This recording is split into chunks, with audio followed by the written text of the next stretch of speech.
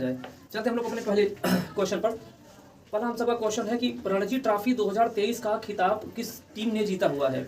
तो पहले हम लोग ये जाने ना कि रणजी ट्रॉफी जो होती है वो किस खेल से संबंधित है।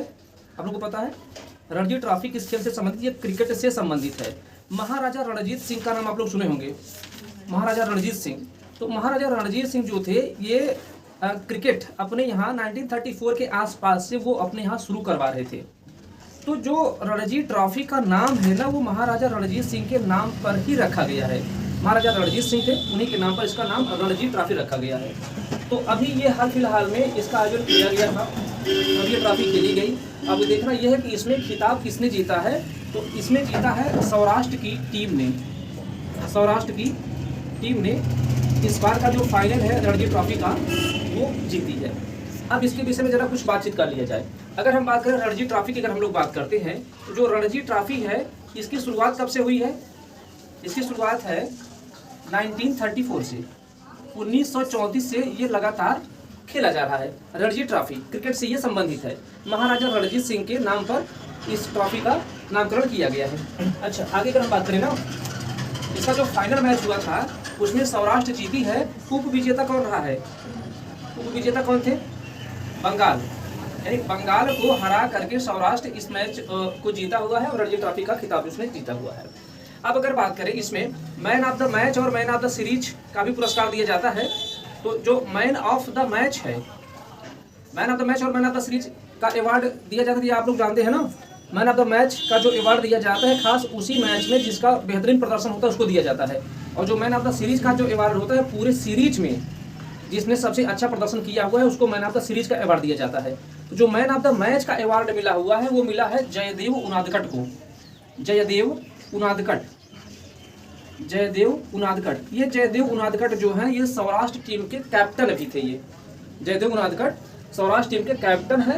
इनको मैन ऑफ द मैच का अवार्ड मिला था। अब अगर हम आगे बात करते हैं कि जो मैन ऑफ द सीरीज है, man of the series, man of the series, जो मैन ऑफ द सीरीज का जो अवार्ड है अर्पित वसावड़ा को मिला है। अर्पित वसावड़ा, अर्पित वसावड़ा, अर्पित वसावड़ा को मैन ऑफ द सीरीज का अवार्ड मिला है। मैन ऑफ द मैच का अवार्ड मिला है जयदेव उनादकट को। ये सौराष्ट्र टीम के कैप्टन भी हैं। रणजी ट्रॉफी की शुरुआत 1934 में ही, उसकी उप विजेता जो है बंगाल है, विजेता कौन है, सौराष्ट्र है। 2023 में इसका जो आयोजन अभी हाल फिलहाल में किया गया है। अगर आपसे ऐसे बात किया जाए कि रणजी ट्रॉफी की शुरुआत कब से हुई है, 1934 से इसको स्टार्ट किया गया है। अच्छा, जो रणजी ट्रॉफी होती है अपने यहाँ बीसीसीआई के अंडर में इसका आयोजन करवाया जाता है। BCCI, board of cricket control of India, ये है। अच्छा, बीसीसीआई के एस्टेब्लिशमेंट की अगर हम लोग बात करें तो कब है, तो बताओ, 1928।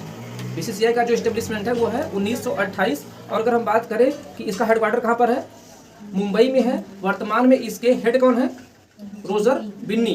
रोजर बिन्नी इसके हेड है। ये सारी चीजें आप लोग जानते हैं, कई बार इसको हम लिखवा भी चुके हैं। चलिए आगे चलते हैं हम लोग। सुजलाम सुफलाम जल अभियान किस राज्य ने चलाया है। तो अभी इसे गुजरात ने इसको चलाया है। गुजरात राज्य ने अभी हाल फिलहाल में सुजलाम सुफलाम जल अभियान चलाया है। अभी हम लोग जानते हैं ना कि ये जो सुजलाम सुफलाम जल अभियान है इसे क्यों चलाया गया है। ये जल के संरक्षण के लिए इसको चलाया गया है। सुजलाम सुफलाम जल अभियान जो है जल का संरक्षण करना है। अच्छा, जल का संरक्षण करना है और उसके बाद अधिक से अधिक जो जल का हम सबको प्रयोग करना है, वर्षा के जल का अधिक से अधिक हम लोग प्रयोग करें और बाकी जो भी जल है उसका हम लोग बचत करें, उसका संरक्षण करें। इसके लिए सरकार ने कई कदम भी उठाए हैं। जैसे जो वहाँ की झीलें हैं, झीलों का गहरीकरण किया जा रहा है, झीलों को और गहरी किया जा रहा है और नए नए तालाबों की खुदाई की जा रही है और जो नहर है उन नहरों की साफ सफाई भी कराई जा रही है। तो ये गुजरात सरकार ऐसा कुछ कर रही है। अच्छा, इसका उद्घाटन कहाँ पर किया गया है। अगर हम आपसे पूछें कि इसका उद्घाटन कहाँ पर किया गया है, इसका उद्घाटन किया गया गांधीनगर में। गांधीनगर में इसको उद्घाटन किया गया है। इसका उद्घाटन किया किसने है, गुजरात के जो वर्तमान में सीएम है उन्होंने इसका उद्घाटन किया हुआ है। इसका उद्देश्य क्या है, जल का संरक्षण करना और अधिक से अधिक में वर्षा के जल का उपयोग करना है। और इसके तहत जो कुछ कार्य किया जा रहा है वो सब क्या किया जा रहा है, जो झीलें हैं उनको और गहरा किया जा रहा है, नए नए तालाब खोदे जा रहे हैं, नहरों की सफाई की जा रही है जिससे लोगों के पास पर्याप्त मात्रा में जल पहुंच सके। ये सब है। अगर ऐसा गुजरात ने किया है तो गुजरात के विषय में हम लोग जाने कुछ। जैसे अगर जाना जाए गुजरात की पहली बात, तो यहाँ की कैपिटल कहाँ पर है? गुजरात की कैपिटल कहाँ पर है? गांधीनगर ही है। और अगर बात करें वर्तमान में यहाँ के सीएम कौन है? यहाँ के वर्तमान में सीएम कौन है? भूपेंद्र भाई पटेल उनका नाम है, या भूपेंद्र पटेल वहाँ के वर्तमान में सीएम है। और अगर बात करें वर्तमान में वहाँ के गवर्नर कौन है? वर्तमान में वहाँ के गवर्नर कौन है? आचार्य देवव्रत। आचार्य देवव्रत ये गुजरात के वर्तमान में गवर्नर।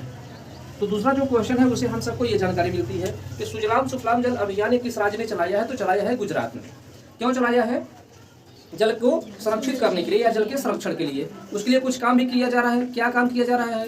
झीलों को और गहरा किया जा रहा है, नए नए तालाब की खुदाई की जा रही है, नहरों की सफाई करवाई जा रही है, जिससे जल का संरक्षण हो सके या जो सिंचित भूमि है वहाँ तक जल उपयुक्त मात्रा में पहुँच सके, वहाँ तक ऐसा कुछ किया गया है। अगर इसको गुजरात ने शुरू किया तो गुजरात के विषय में जाना जाए ना, तो कैपिटल कहाँ पर है? गांधीनगर है।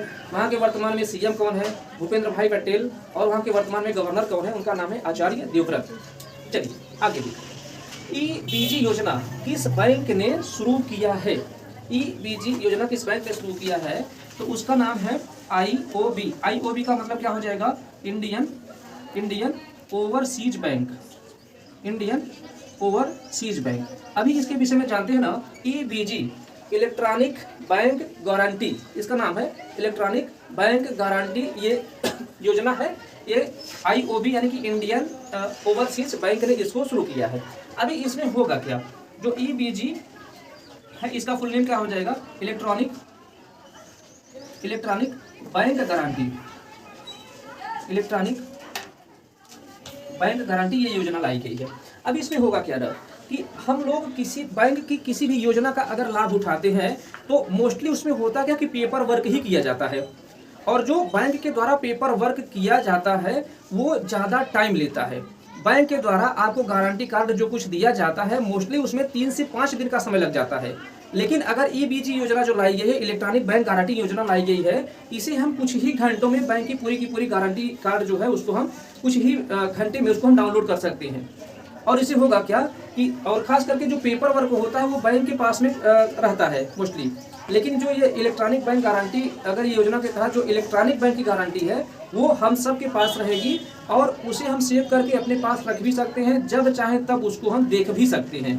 यानी कि जो बैंक का गारंटी कार्ड है उसे हम चाहे जब भी इलेक्ट्रॉनिक रूप में उसको हम देख भी सकते हैं, अपने मोबाइल में, लैपटॉप में, कहीं भी उसको हम रख सकते हैं।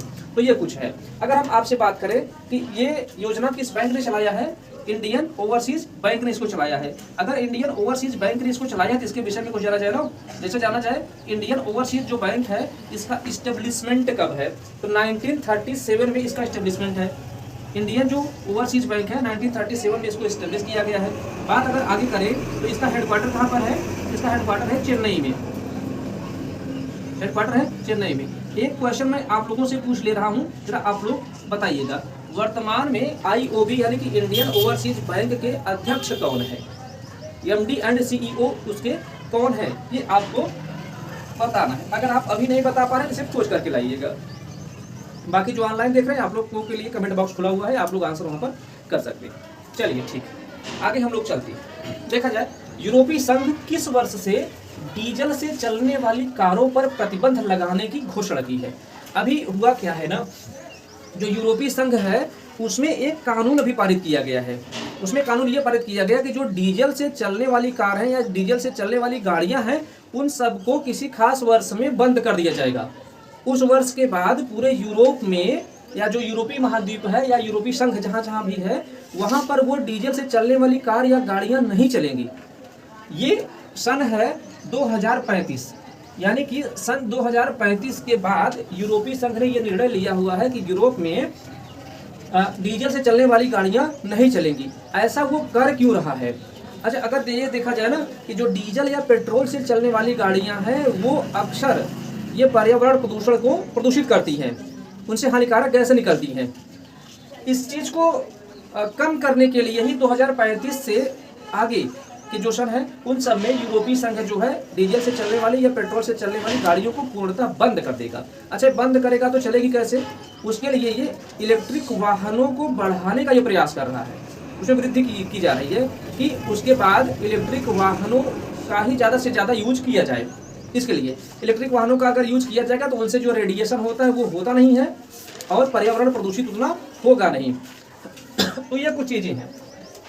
अगर बात की जाए 2035 में ना, तो इसका मुख्य उद्देश्य क्या होगा? कार्बन उत्सर्जन को शून्य करना। कार्बन उत्सर्जन को शून्य करना, कार्बन उत्सर्जन को शून्य स्तर तक लाना, ऐसा लिख लेंगे, शून्य स्तर तक लाना। जो कार्बन डाइऑक्साइड या कार्बन मोनोऑक्साइड डीजल या पेट्रोल से चलने वाली गाड़ियां छोड़ती हैं उससे निजात मिल जाएगी, और जो इलेक्ट्रिक से चलने वाली गाड़ियां हैं उनसे तो ये कार्बन का उत्सर्जन होता नहीं है, तो पर्यावरण प्रदूषण भी नहीं हो पाएगा, और जो पर्यावरण प्रदूषण से होने वाली बीमारियां हैं लोगों में वो भी नहीं होगा। तो कार्बन उत्सर्जन को शून्य स्तर तक लाना ये है। और अगर बात करें इलेक्ट्रिक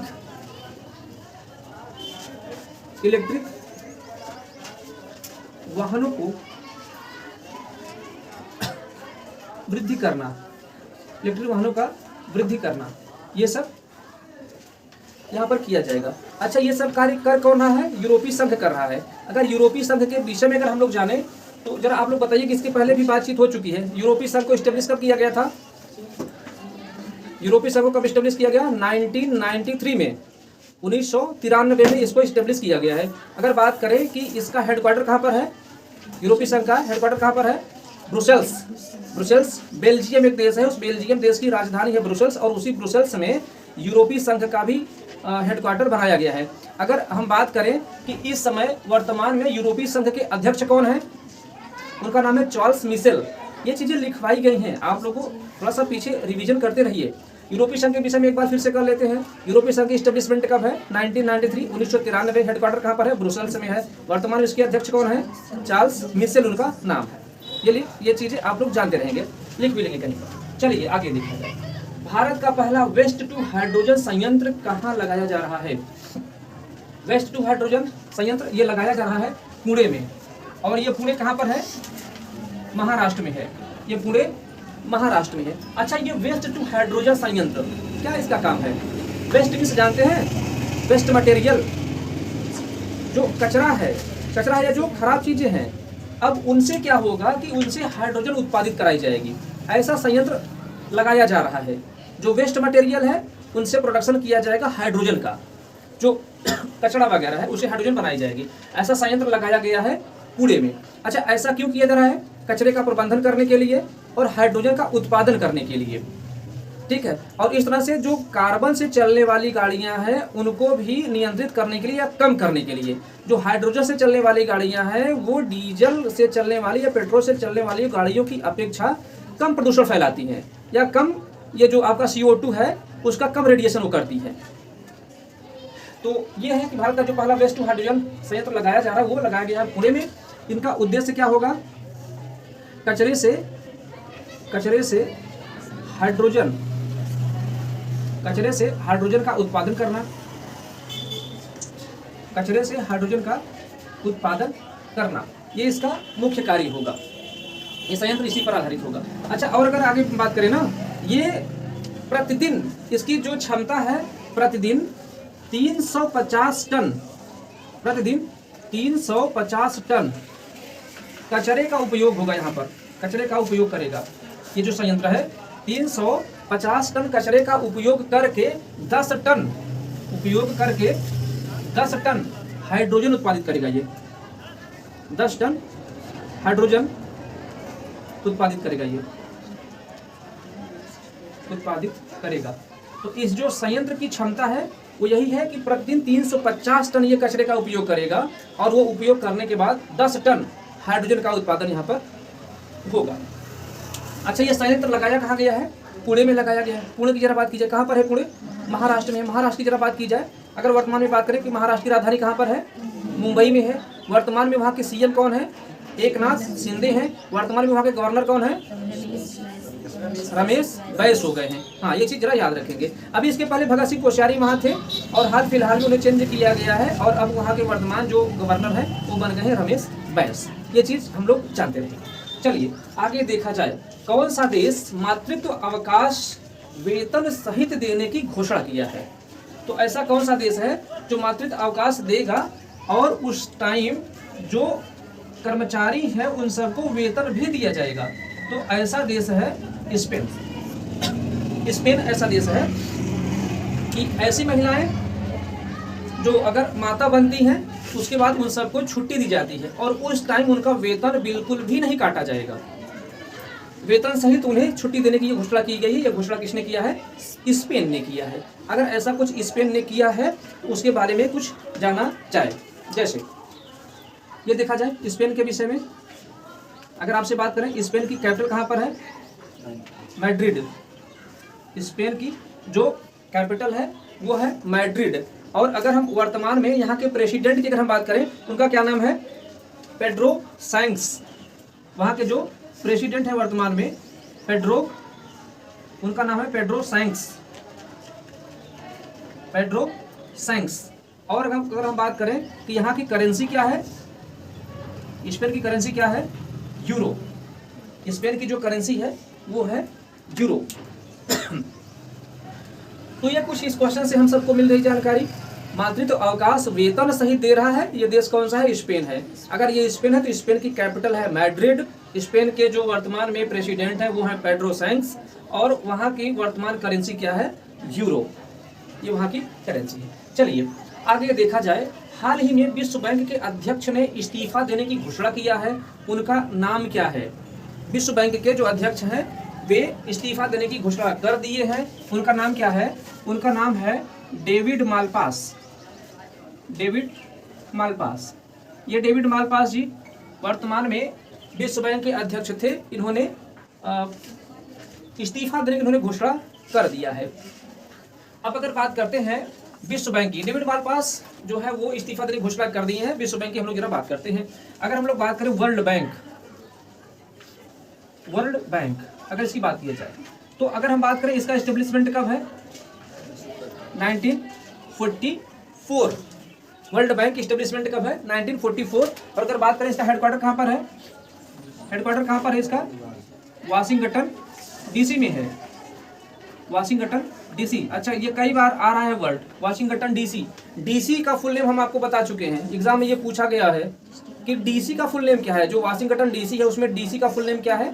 डिस्ट्रिक्ट ऑफ कोलंबिया। आप लोग जान रहे हैं। अगर हम बात करें इसके हेड की तो वर्तमान में अभी तो हेड चल ही रहे हैं डेविड मालपास, यद्यपि इन्होंने इस्तीफे की घोषणा कर दिया है डेविड मालपास। अच्छा, हाल फिलहाल में अभी कल या परसों में जो मैं ग्रुप पर आप लोगों को न्यूज़पेपर सेंड करता हूं उसमें अमेरिका ने किसी एक भारतीय मूल के व्यक्ति को वर्ल्ड बैंक का अध्यक्ष चुने जाने की घोषणा किया है।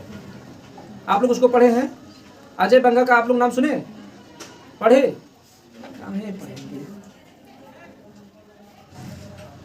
वैसे अगर देखा जाए तो जो वर्ल्ड बैंक में जो सबसे अधिक शेयरदारी है वो अमेरिका की ही है। अमेरिका जिसको नामित कर देता है लगभग उसका उस बैंक का वर्ल्ड बैंक का अध्यक्ष बनना तय ही हो जाता है।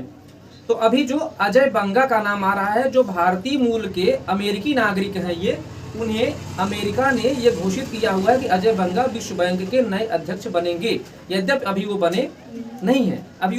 अजय बंगा का नॉमिनेशन उनका किया गया है, लेकिन अभी तक ये डेविड मालपास है। जल्द ही अपने पद से हट जाएंगे, उसके बाद कोई नया आएगा। वर्ल्ड बैंक एस्टेब्लिशमेंट कब है? 1944। हेडक्वार्टर कहाँ पर है? वाशिंगटन डीसी है। वर्तमान में अभी तक ये चल रहे हैं डेविड मालपास।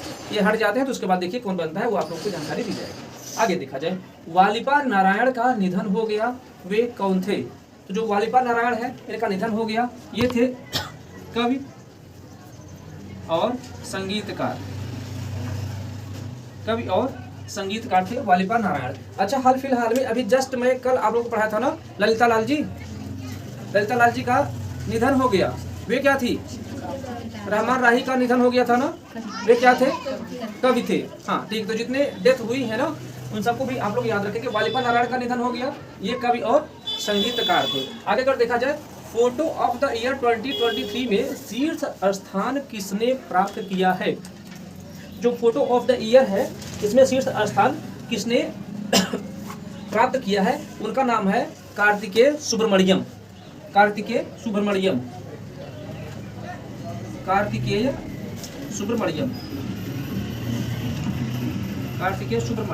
असल में होता क्या है, ये जो प्रतियोगिता होती है इसमें पूरे विश्व की जो फोटोग्राफर्स हैं उनकी फोटोज को लिया जाता है और लगभग 5000 ऐसे फोटोग्राफर्स को एक जगह इकट्ठा किया जाता है, उनकी फ़ोटो को देखा जाता है, फिर उनका रिव्यू किया जाता है, एनालिसिस किया जाता है, उसके बेस पर जो सबसे अच्छी फ़ोटो निकल करके आती है उसी को चुना जाता है।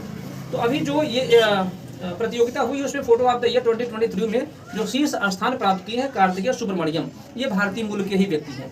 कार्तिकेय सुब्रमण्यम ये भारतीय मूल के ही हैं, इन्होंने ये अवार्ड जीत लिया है, इसमें शीर्ष स्थान इन्होंने प्राप्त किया है। इनकी जो फोटोग्राफी थी उसका नाम था the dance of the eagle. इनकी जो फोटोग्राफी थी, फोटोग्राफी इनकी जो थी उनका नाम था the dance of the eagle, the dance of the eagle. असल में ये जो the dance of the eagle, इनकी जो फोटो थी ना, ये कोई एक ईगल है जो किसी झील के ऊपर चल रहा है या वहाँ पर वो रुका हुआ है, उसके ठीक नीचे से उसका जो प्रतिबिंब आ रहा है, ऐसा कुछ लग रहा है कि जैसे ऊपर जो ईगल है और जल में जो प्रतिबिंब वाला ईगल है, दोनों के चोंच एक दूसरे के साथ मिल रहे हैं, ऐसा कुछ प्रतिबिंब वहाँ पर दिखाया गया है। और इसी से इस जो फोटोग्राफी है उसे फोटोग्राफी ऑफ द ईयर या फिर फोटो ऑफ द ईयर 2023 का अवार्ड उसको दे दिया गया है। कार्तिक सुब्रमण्यम इस फोटो के फोटोग्राफर थे। तो आज का जो करंट अफेयर्स का सेशन है वो यहीं तक है। बाकी आप लोग अच्छे से पढ़ते रहें, खुश रहें, मस्त रहें, पढ़ते रहें अच्छे से। धन्यवाद।